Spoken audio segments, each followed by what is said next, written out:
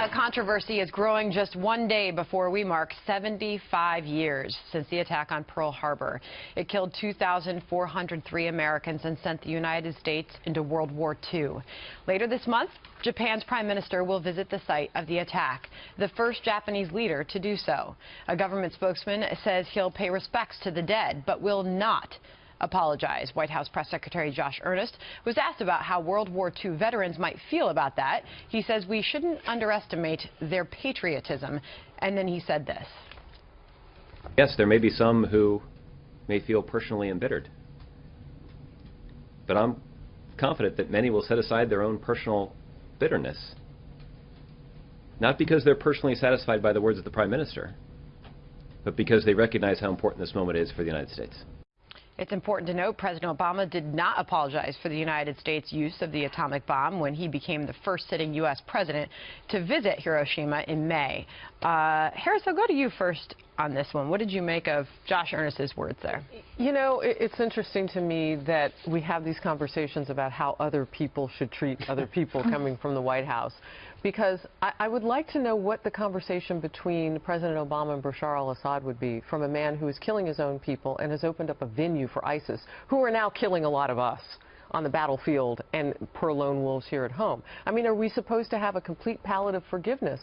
I'm strong in Christian values, I get it, but from the White House, that's not really about forgiveness, that's about policy, and I'm confused by it. I just wish that they could, you know, explain that it's been 75 years. We have a different relationship, obviously, with the Japanese than we did back then. This is a horrible thing that happened, but in the act, in the meantime, they have to insult the military, the greatest generation, by doing so. Why can't they just properly explain that the relationship has changed, rather than saying how it's an important moment for the United States? How about it's an important moment for Japan to be able to come to Pearl Harbor and heal that wound from their perspective? I mean, they're not doing us a favor. We're helping them close that chapter. But recognizing their leader does not mean that we have to forget the history that got there. Right. I mean, I think people can bridge the gap of the 75 years and understand that he wasn't the leader at the time. Which is what's being suggested, Megan. I'm really not big on asking our veterans to get over war wounds in any capacity whatsoever, be it Iraq veterans, World War II veterans, any veterans of our country. You know, this is the greatest generation. There's only 855,000 World War II veterans left. 492 die a day. And I just don't know if this is the legacy they need to go out on after doing so much for our country. And when I was talking about the patriotism and in the last segment and loving America, like, this is what seems so tone deaf to me. Don't ask World War II veterans to get over anything, especially when you're talking about the atomic bomb being dropped and Pearl Harbor. And it just seems to be like a lack of sensitivity to our American history. And this is why I have grown to hate the Obama administration and stuff like this. Charlie? The condescending arrogance of Josh Earnest, it's just staggering.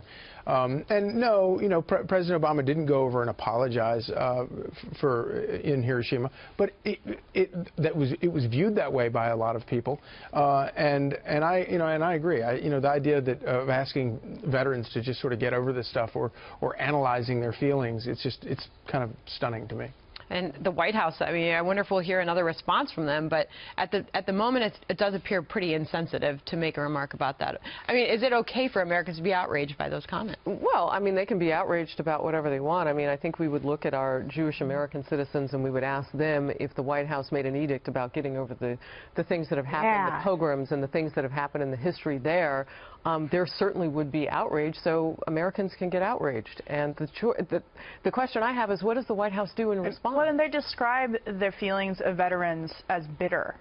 Yeah, they might have some, using that word, bitter, as clinging to their guns and religion? Right, as if it's not a more serious issue of war and having their friends killed and having their family members killed and dying for their country and sacrificing. They're not bitter. This is a bigger thing than that. It's about sacrifice and their country, and they describe it in such superficial terms as being personally bitter. It's bigger than that. Starting the administration, ending the administration very much the way they started it with that stuff. But the other thing, not to get into, because I love the fact that Japan is such a wonderful ally and everything, but let's not forget history.